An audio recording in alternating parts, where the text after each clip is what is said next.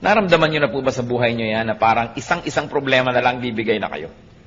Parang ayoko nang makarinig pa, hindi ko na kaya, tama na muna ngayon, pagpahingahin muna ako.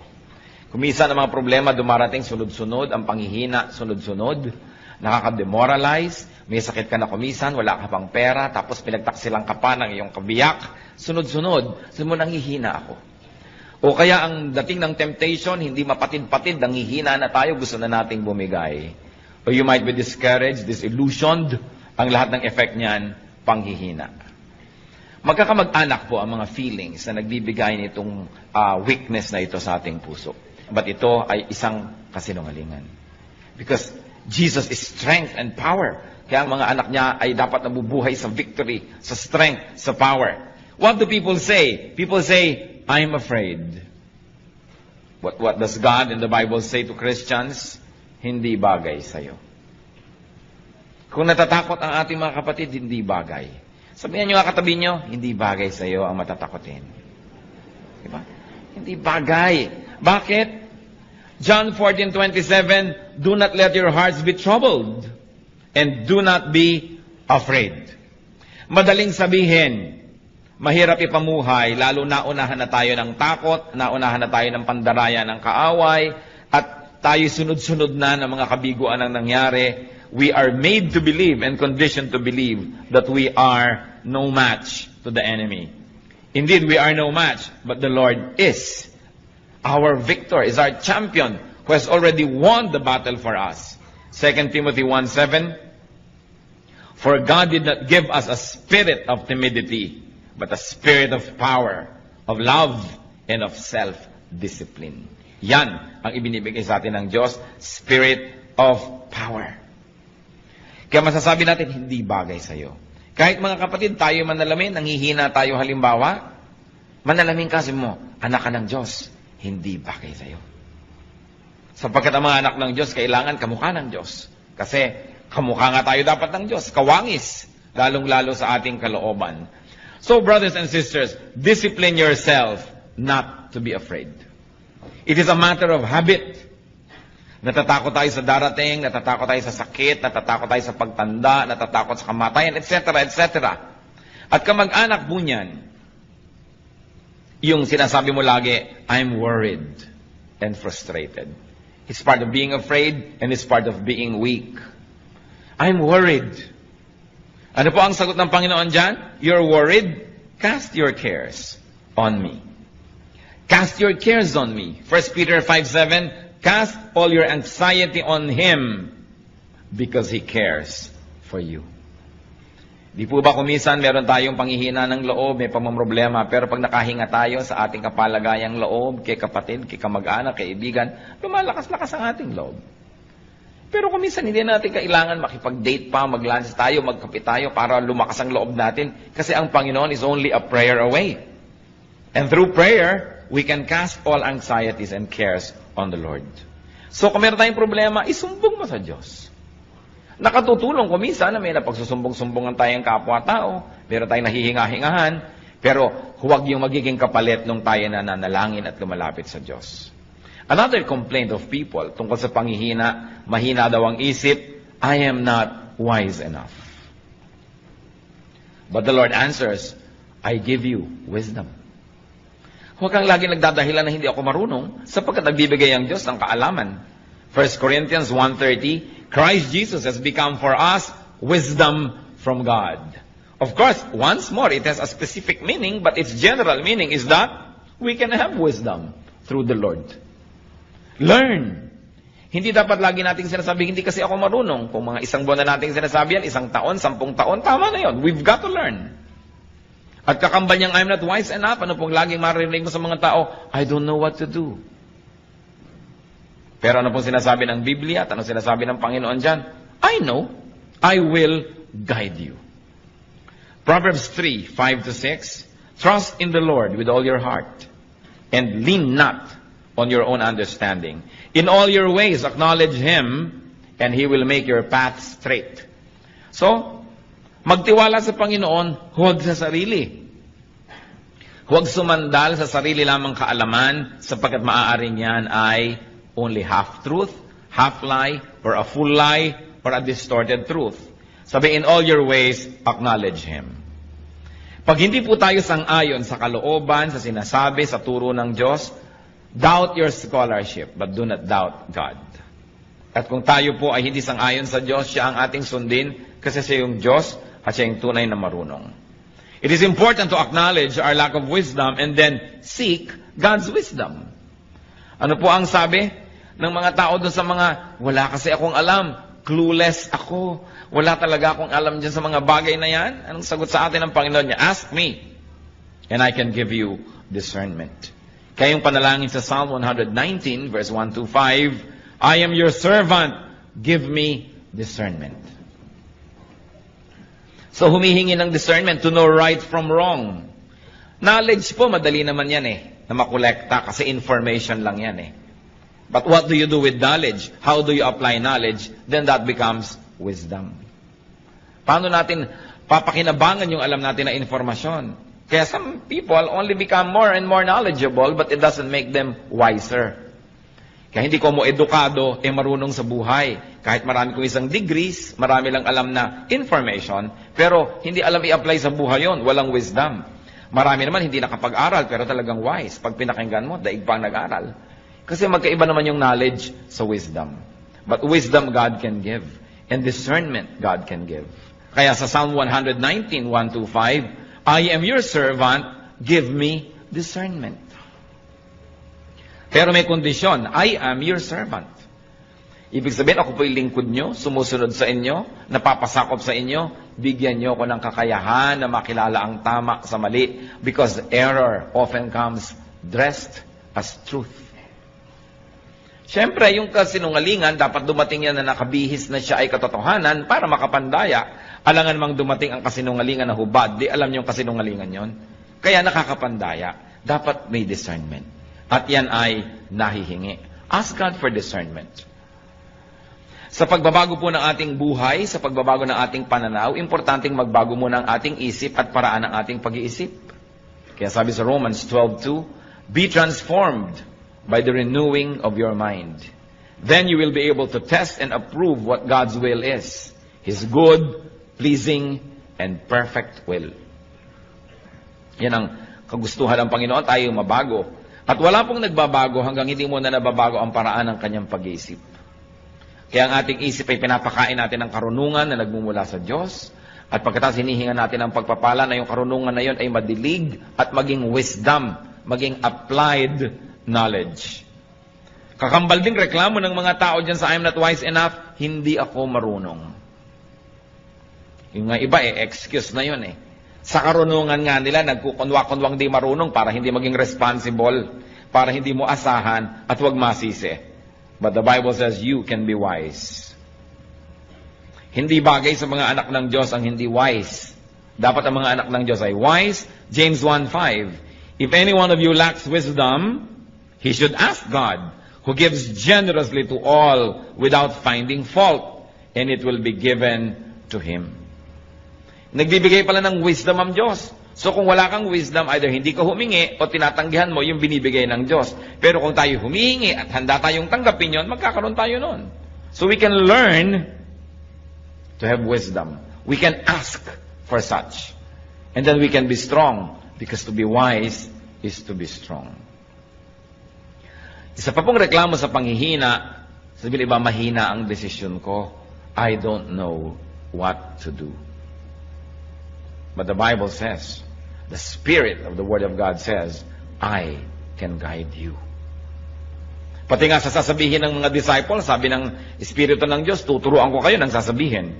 Matthew 10:19, but when they arrest you, do not worry about what to say or how to say it. At that time, you will be given what to say.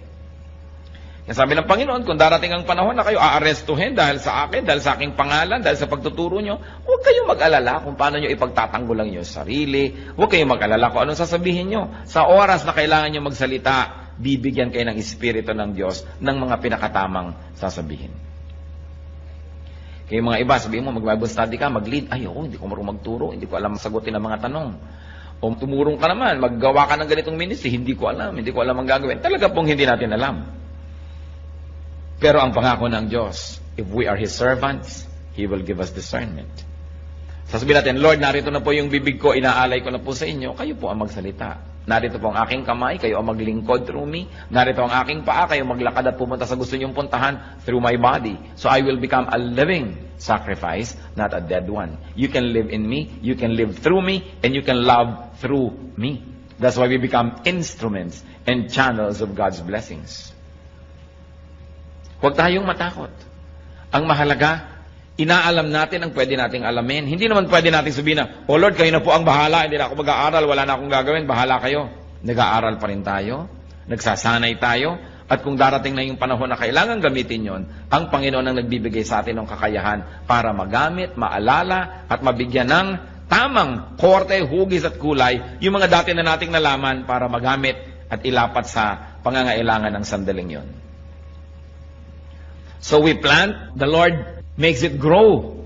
So nag-aaral tayo, pagkatapos ang Lord ang magbibigay ng kakayahan na i-apply yung ating napag-aaralan. Tungkol pa rin sa panghihina, reklamo po ng marami, I'm so weak. Especially sa pananalig, mahina ang pananalig ko. Nagdadasal ako pero hindi naman ako naniniwalang ibibigay yung dasal ko, lalo't medyo extraordinary, medyo himala ang hinihingi ko, lalo't medyo hindi ko kita yung kasagutan, kulang ako sa pananampalataya. I'm so weak when it comes to faith. But the Bible says you can be full of power. You know, the first century Christians were known not for their knowledge, but for their power. Pag ipinagpe-pray nila yung mga may sakit, nagagalingan. Pag may mga ginagawa sila, kahit imposible, nagagawa. And you know, the power to forgive, the power to love, that's the greatest power.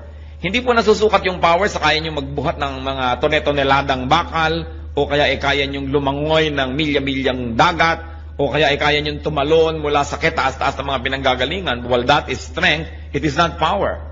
Ang tunay na power, yung nagmumula sa kalooban. Yung nakakamuhi ang isang tao, tas naiibig mo pa rin, that's power.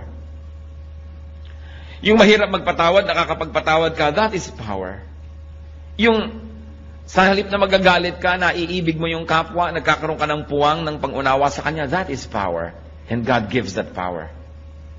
Ang sagot ng Bible sa mga weak, you can be full of power. Pwede kang mapuspos at mapuno ng kapangyarihan. Kaya hindi sapat yung excuse na I am so weak, because the Bible says you can be full of power. Hindi sapat na tayo ay maging puro bigay na lang ng bigay ng excuse. Luke 17:6, He replied, if you have faith as small as a mustard seed, you can say to this mulberry tree, be uprooted and planted in the sea, and it will obey you. Kung meron daw maliit na pananampalataya, kahit kasing liit man lang ng buto ng mustasa, na mas maliit pa yun doon sa ulo ng aspile, sabi ganon, kahit itong punong ito, utusan mong buhatin ang sarili niya at bunutin at itanim sa tubig, yun ang kanyang gagawin. Siyempre, isa yung talinghaga na sinasabi sa atin, walang imposible sa nananalig. Acts 1:8, but you will receive power when the Holy Spirit comes on you. So, Christianity is all about power. Kaya sinabi natin kanina, hindi bagay sa anak ng Diyos yung mahina. Nanghihina ka man kapatid, dapat sandaling-sandali lang para lang hangin na dumaan, pero hindi dapat ang tagal-tagal. Bakit? Sapagkat naaalala natin kung sino tayo. Tayo yung mga Kristiyano. Naaalala natin kung sino ang tumataguyod sa atin, si Kristo. Naaalala natin kung ano ang nagawa niya at nagagawa at patuloy na gagawin, lumalakas tayo. Kaya hindi bagay sa mga anak ng Diyos ang pinanghihinaan ng loob ng matagal. Pamisa-misan, dinadapuan ka, parang langaw, ayaw mo man, nadadapuan ka, pero siguro naman nabubugaw mo para hindi magtagal. So, ganun din yung mga espiritu ng panghihina. Pag dumapo at nadayakat ng hina ka, teka, sino ba ako? Anak ako ng Diyos. Sino ba yung nagsusustain sa akin? Si Kristo, na pati ang kamatayan ay kanya nagapi. Sino ba ang kakampi ko? The Lord of Lords, the King of Kings. So, bakit ako ganito? Hindi bagay sa akin. Therefore, the Bible says, you can be strong. 2 Corinthians 12:9. But he said to me, my grace is sufficient for you. Church, read aloud. For my power is made perfect in weakness. Therefore, I will boast all the more gladly about my weaknesses, so that Christ's power may rest on me. Ano sabi ni Lord? My grace is sufficient for you. My power is made perfect in weakness. Kaya sabihin natin, Lord, weak po ako sa area na yan. Sabi niya, mabuti. Strength ko yan eh. Hindi ka aasa sa sarili mo, umasa ka sa akin at makikita mo magiging strong ka. Lord, 3 araw na ho, weak pa rin ako. Kasi hindi ka umaasa sa akin, umaasa ka sa sarili mo. Lord, weakness na weakness ko po yung ganyang magagandang mga babae. Sabi ni Lord, strength ko yan. Umasa ka sa akin. Halika, tuturuan kita, tutulungan kita. Lord, weakness ko po yung pera. Pag pera na pinag-uusapan, talagang nalilito na ako. Kung nasan ang kaliwa at nasan ang kanan. Sabi ni Lord, strength ko yan. Tuturuan kita. Lord, weakness ko po yung magalit. Pagka napoprovoke ako, talagang napakadali kong magalit. Strength ko yan. Makinig ka sa akin, sumunod ka sa akin. Kung yung mga weaknesses po natin, papayagan natin ang Panginoon, doon ay kumilos at punuin yon. Yun ang magiging strength natin. Kaya sinabi, when I am weak, then I am strong. Kung yung weakness ko, isusuko ko sa Diyos. Alam niyo kung bakit nagkakandagi-giba ang buhay natin? Dahil sa weakness. Yung weakness, isinusuko kay Satanas. Weakness ko ang pera, tapos sabi ni Satanas, etong pera, sunod ka na agad. Kaya nasisira. Weakness ko ang kagandahan, so eto ngayon dumaan si maganda. Nasira ka na. Weakness ko yung pride, so tinempt ka ni Satan to be proud because God will not tempt you to be proud. O bumigay ka na, naging ka ng proud, nasira. Tatandaan po natin, yung weakness can make or break you. Your weakness can make you if you surrender it to Christ and let the strength of Christ apply to that weakness. But your weakness can break you if you surrender it to Satan. Kaya nangyayari po yan kung minsan, o may mga hihinang ngipin, o yung ipinagawa at ipinaayos sa magaling na dentista, yun ang pinakamalakas. Kasi na-ministeran Kung minsan may mahihina ka sa iba't ibang subject sa school. Kung saan ka nagpa-tutor at nagpaturo, yun ang nagiging strength mo. Kasi pinayagan mo na yung strength ng iba, malagay dun sa area of your weakness. That's why if the strength of God is applied to our weaknesses, then we become very strong. Kaya yung po mga mahina, sabihin natin, then I'm strong. I can be strong through Christ. Kaya ang sinasabi dyan, I can do everything through Christ who gives me strength. Weakness makes room for God's power. Hindi ba ganun din yung mag-asawa? O masakit ang pakiramdam ko ngayon, mahina ang katawan ko, ikaw mag-drive. O yung isang nagda-drive. Where I am weak, you are strong. And because I relied on your strength, my weakness became strength. Mahina ako magkwenta, ikaw magkwenta kasi magaling ka sa math. So dahil in-acknowledge mo yung weakness mo, hinayaan mo yung strength ng iba na pumasok sa area na yon, naging strength tuloy. Mahina ako sa pagdisiplina sa mga anak natin, ikaw nga magdisiplina, susuportahan kita, nagiging strength. So ano po ang weakness nyo, kapatid? Ibigay nyo sa Panginoon, magiging strength. Kaya sinabi natin, hindi bagay na mahina ang isang Kristiyano. At tungkol din sa panghihina, pagreklamo ng marami, lanta na ako. No more energy. Hindi ko na kaya, pagod na ako sa pagtuturo, pagod na ako sa ministry, pagod na ako sa pagpapakabanal, pagod na ako sa pagiging mabuti. Mahina na ang katawan ko, mahina na ang espiritu ko. But the Bible says, you can be refreshed. John 4:14. But whoever drinks the water I give him will never thirst.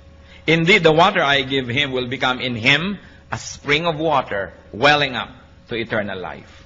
Sabi ng Panginoon, nauuhaw ka? Dito ka uminom. Ang ipapainom ko sa iyo, pag ininom mo, di ka na mauuhaw uli. Pero Lord, bakit lagi na lang ako nauuhaw? Hindi ka sa akin umiinom. Kasi ang sinabi, pag uminom ka sa aking bukal, hindi ka na mauuhaw muli Pero bakit lagi na lang uhaw ng uhaw yung marami? Lagi na lang lungkot na lungkot, samantala ang Panginoon ay kasiyahan. Lagi na lang takot na takot, samantala ang Panginoon ay stability and security because we really do not let the power of Christ rule our lives. Kaya ang sabi sa Psalm 1, verses 1 to 3, Blessed is the man who does not walk in the counsel of the wicked, or stand in the way of sinners, or sit in the seat of mockers. He is like a tree planted by streams of water, which yields its fruit in season, and whose leaf does not wither. Whatever he does prospers. So ano man daw ang ginagawa nung tunay na nakasausaw ang kanyang ugat doon sa batis ng Panginoon, kahit anong ginagawa niya ay nagiging mabunga. So paano natin malalaman kung hindi tayo nakasausaw sa batis ng Panginoon? Hindi tayo mabunga. Baliktarin nyo lang. Kasi pagka nakasausaw ka daw, mabunga ka, hindi ka mabunga, di ibig sabihin hindi ka nakasausaw. Hindi po, lagi naman ako sa church. Hindi ibig sabihin, no, nakasausaw na tayo sa tunay na salita ng Diyos. Palabasan naman ako ng Bible, ang dami ko alam na verses. It doesn't follow that we are already godly and we are really drawing strength from the Lord.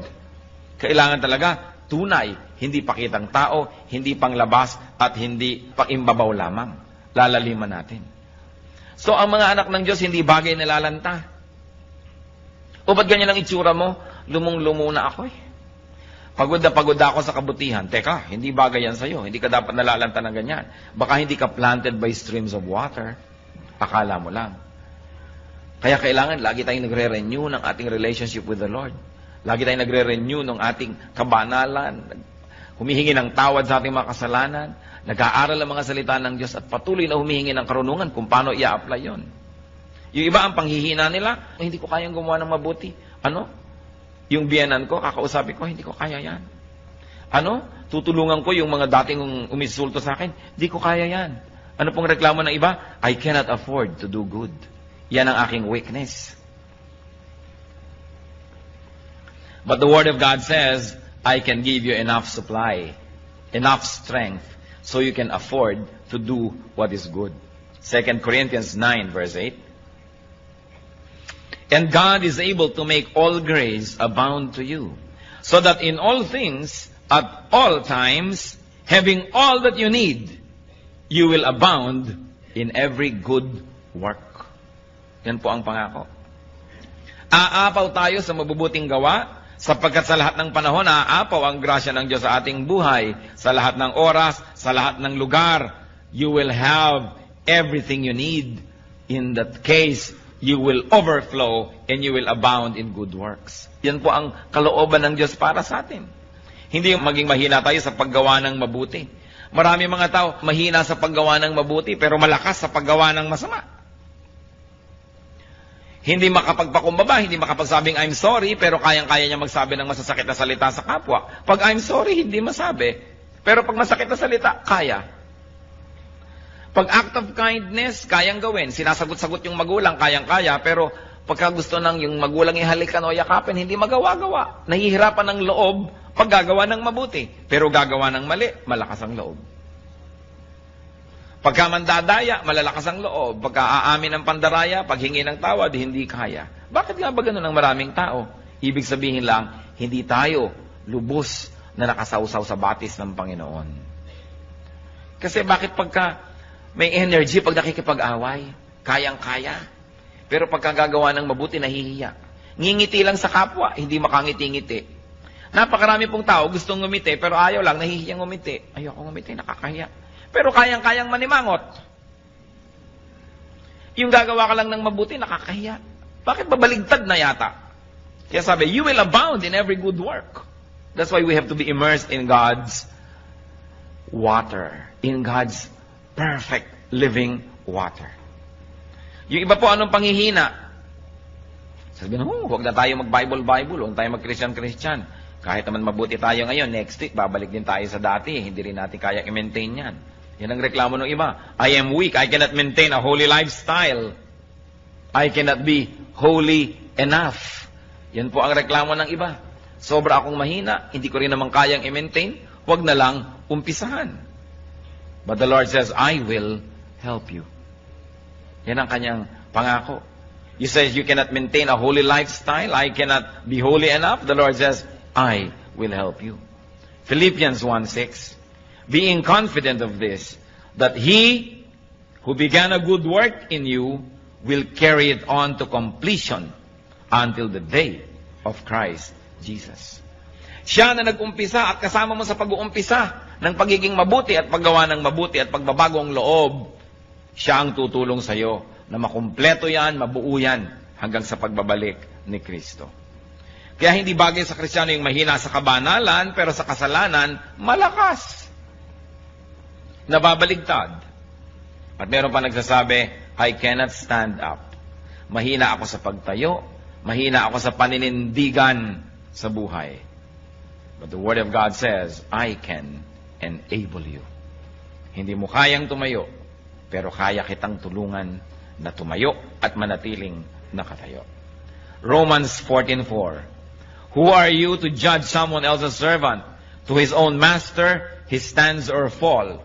And he will stand, for the Lord is able to make him stand. Kaya daw nating tumindig sapagkat ang Panginoon ang magbibigay sa atin ng kakayanan. Kaya kaya rin nating manindigan. Weakness, ano po bang ibig sabihin yan? Pag sinasabi nating nangihina ako, merong mga nangyari na sunod-sunod, kaya nakarating tayo sa ganong estado ng panghihina. At isa lang po, ang pinagmumula ng panghihina, yung pag-asa sa sarili lamang. Weakness comes from dependence on yourself alone. Because if you depend on God, your weakness will translate into strength. Pag tayo'y umaasa sa Diyos, ang kahinaan nagiging kalakasan. Where we are weak, we become strong. So mga kapatid, isa lang po itong simpleng analysis. When you are weak, it means you are depending on yourself. Or you are depending on other people. That's why you are weak. Because the moment you depend on God, and you let God do His mighty will, then your weakness becomes strength. Hindi natin sisisihin ng Diyos. Bakit po mahina ako dito? Pinapabayaan niyo na yata ako. Sabi niya, where you are weak, you will become strong. But you've got to do it my way. You've got to give me space. You've got to let me do what I'm good at doing. And that is to restore you, to strengthen you. But remember, God gave us free will. How you use that free will make or break you. Saan po ba tayo mahina? Tayo na lang nakakaalam. Alam ng Diyos. Huwag naman ninyong gawing kahinaan yan last year, kahinaan pa ngayon, kahinaan pa next year. What is important is that we are changed from glory to glory. That we become Christ-like. More and more Christ-like. That we do not become sinless, but we sin less and less and less. Na hindi tayo lagi nagtatago sa likod ng mga excuses na ganyan talaga ako, tanggapin mo na lang kung ganyan. Yun talaga ako, sapagkat hindi good enough yung ganun lang talaga. Kailangan magbago ng magbago. At binibigyan naman tayo ng Panginoon ng kapangyarihang magbago. One of the noblest way, most sublime way to worship God is to be more and more like Him. Mabuti yung pag-awit, mabuti yung offering, mabuti yung pagsayaw sa Panginoon, mabuti yung pagtugtog, pag-worship. Pero isa po sa mga pinakamalalalim na paraan ng pagsamba, yung tayo'y lalo nang maging kawangis ng ating Diyos. That is one of the best ways to please the Lord. Di ba kung magulang ka, kamukha mo yung anak mo, tuwang-tuwa ka. Di ba? Kamukha ko ang anak ko. So gusto ng Diyos, makita niya na kamukha tayo. Kaya manalamin nga tayo at magtanong, teka, kamukha ka ba ng Diyos?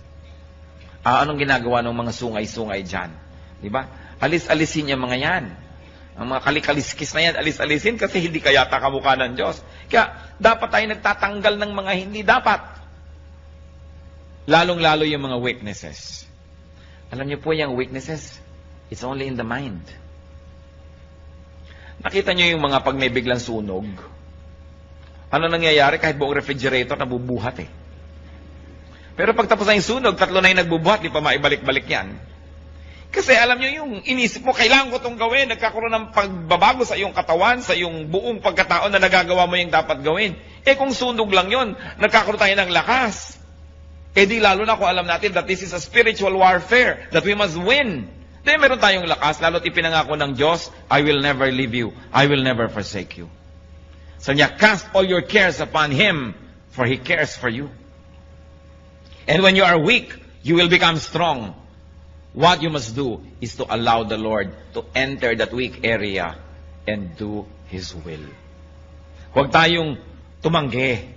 Huwag tayong makialam sa Diyos. Sumuko na lang tayo. Kaya ano-ano po ba yung mga areas na yan?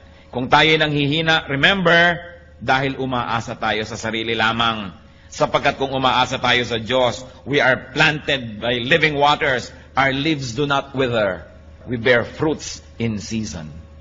Sabi niya, I'll give you living water and you will thirst no more. Yet why do many of us thirst in various areas of our lives? We thirst in our emotional life, in our intellectual life. We thirst here and there. We long for what we should not be longing for. Sometimes we become jealous and covetous and mainggitin pa at kung ano-ano.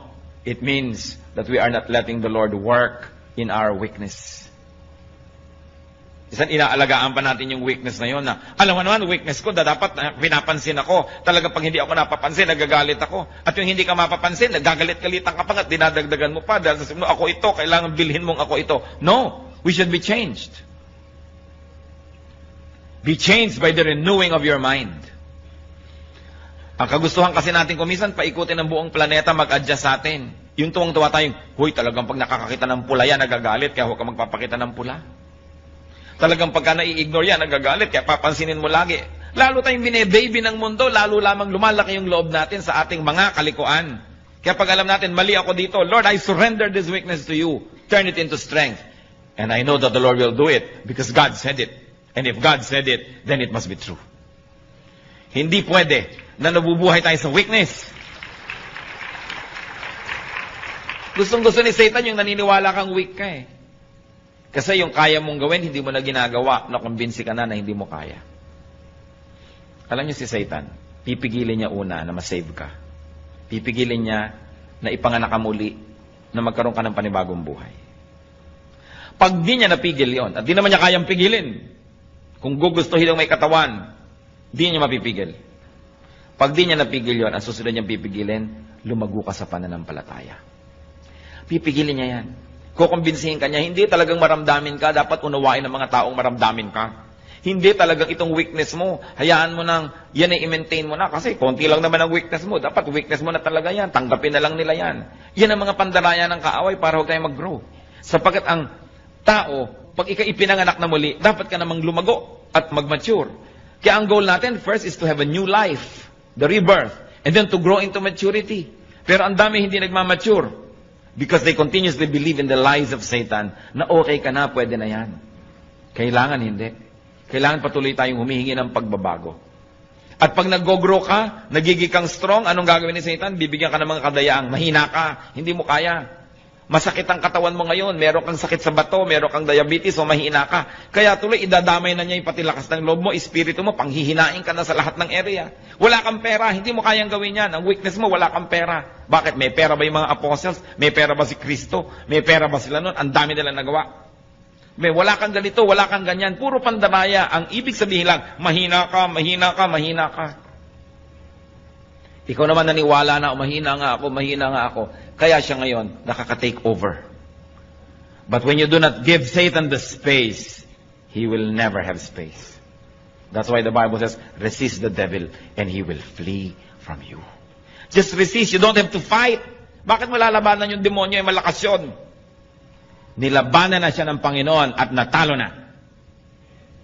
Kaya hindi na dapat tayong parang lagi nakikipagtunggali.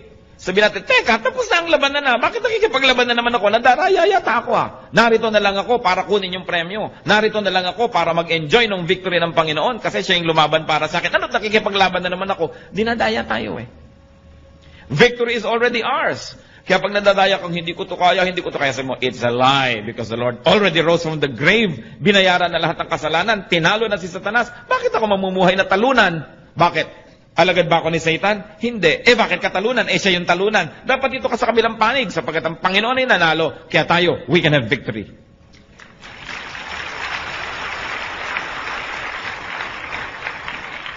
Malaking bagay po kumisan yung naaalala mo kung sino ka.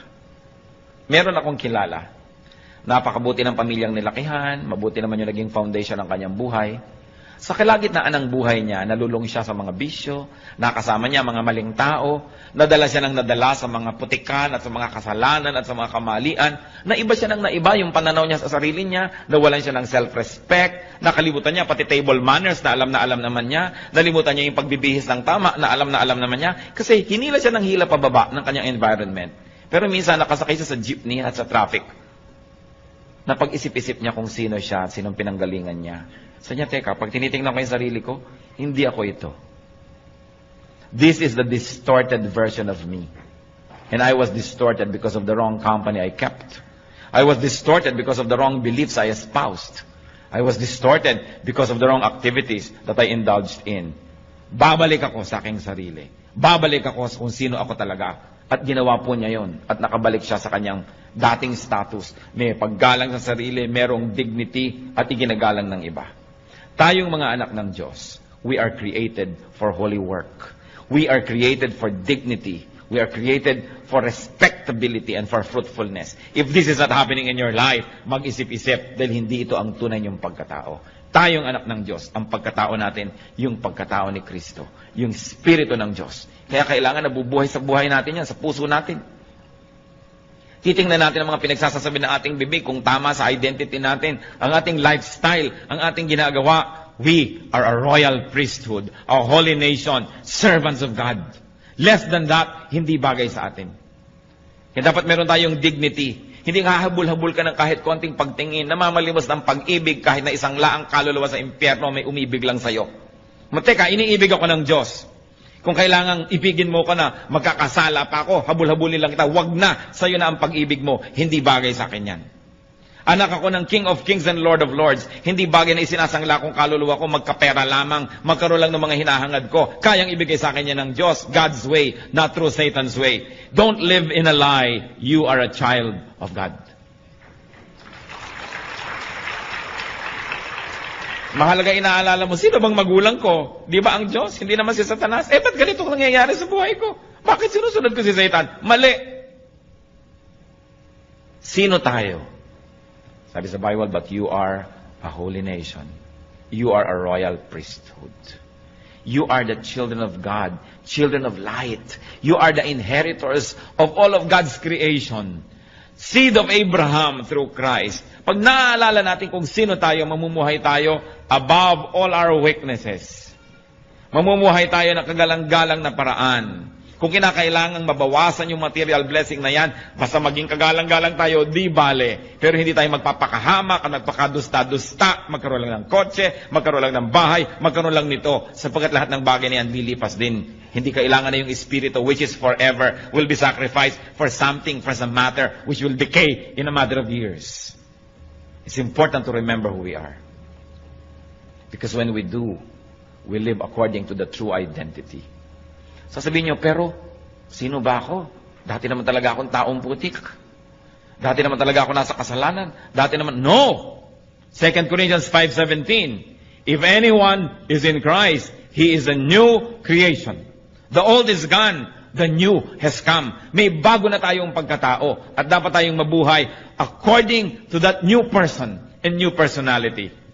Nilimutan ng Diyos yung dati nating mga ginawa, mga kasalanan at mga pagkakamali. Binigyan tayo ng bagong pasimula. Kaya dapat yun na ituloy na natin. Hindi yung sinasabi sa Bible that the seed is washed only to wallow in the mire. Hinugasan na ng hinugasan, pagkatapos babalik din lang sa putik. Nahugasan na tayo, panindigan natin. At hindi tayo dapat magpabalik-balik sa mga kamalian. Huwag kayong magpapadaya that you are weak. Because in Christ, we can do everything. Through faith, we can do anything. Weakness means dependence on oneself. Strength comes from dependence on Jesus. Kaya kung nangihina, alam natin yon, umaasa sa sarili. Bakit pinanghihinaan ng loob? Ang dami kong gagastusin, wala akong pera sa bulsa. Umaasa ka sa sarili mo. Maaaring bigyan ka ni Lord ng pera, o maaaring alisin niya yung gagastusin, o maaaring bigyan niya ka ng kalakasan para harapin yon. Naku, ano kaya ang gagawin ko pagtanda ko? Paano yan? Wala akong savings, wala yata akong naipon. Umaasa ka sa sarili. Kung umaasa ka sa Panginoon, lalakasan yung loob. Hindi ko yata kayang lutasin ang problema ng pamilya ko. Kasi umaasa ka sa sarili. Sabi natin, Lord, nandito ang pamilya ko. Ipinangako nyo, hindi nyo ako papabayaan. Ipakita nyo sa akin kung paano kayo kumikilos at nang makaka-ooperate ako, makasunod ako, nang masolve ito. Pero oras na humiram tayo ng kasangkapan from Satan to solve our problems, na-solve ng konti, pero ang laki ng bayad, lalong mas malaking problema ang kasunod. Parang meron na nga kayong problema, mangungutang pa kayo sa 5-6 para bayaran. Mamaya, mas malaki pa rin yung utang nyo. Ang ending, nagkalubog-lubog kayo lalo. Kasi hindi dapat yun ang solusyon Merong gumawa sa inyo ng mali, gagawa nyo rin ng mali para malutas. Ngayon, gagantihan kayo ng anak nun, yung anak niya gaganti naman. Hindi na natapos-tapos. Kung gusto natin na solve ang mga problema natin, wag na wag kayong hihiram ng tool ni Satan. Kung yung kotse nyo may sira, kailangan nyo ng gamit, inaabot ni Satan yung gamit para ang ganda-ganda, bagong-bago, pwede ba sabihin, ayoko. Ba, itong solusyon. Galing sa'yo, ayoko. Kahit kamay ko o ngipin ko o gilagid ko, ipampihit ng tornilyong ito, hindi ako hihiram na screwdriver sa'yo. Diba? Dahil si Satan ka eh. Hindi ka naman mabuti eh. Hindi ka naman mabait. Sabi ni Lord, you come only to steal, kill, and destroy. Ano't inaabutan mo ako ngayon? Alam nga namang love mo ako. Daya yan. Pag kinuha ko yan, may bayad. Huwag na. Huwag kayong hihiram ng tool ni Satan dahil lalo niya kayong ilulubog. Yung mga iba dyan, misis, pinagtaksila ng asawa, pastor, kaya magtataksil na rin ho ako. Bakit? Hihiram ka na kay Satan. Gumiram yung asawa mo ng ganung tool. Yun naman ang ibabalik mo sa kanya. Di pareho na lang kayo ngayon. Lalo ka nang nawala ng pag-asang maahon-ahon dyan. Dati kalahati lang ng inyong partnership ang nasa dilim. Ngayon pareho na. Di lumubog ka lalo. Huwag hihiram kay Satan. Pag nanghihina tayo, palakasin lang ang loob kay Satan hihiram. Huwag na huwag. He comes only to steal, to kill, and to destroy. Hindi niya kayo mahal. Kaya huwag kayong padadaya, natatanggap ng anything kasi may bayad yon. Umasa sa Panginoon. Ang sabi niya, I will never leave you. I will never forsake you. At si Jesus, hindi sinungaling. God is only a prayer away. Kung ano man yung mga weaknesses natin na yan. Weakness ng ating personality, weakness ng ating espiritu, weakness ng ating katawan, weakness ng ating pag-iisip. God is our strength. At sabi niya, cast all your cares upon me, for I care for you. Aming Diyos, kami po'y lumalapit. Nilalapit na aming puso na kumisan ay dinadalaw ng panghihina. Kadalasan ay nadadaya na rin ng mga kahinaan.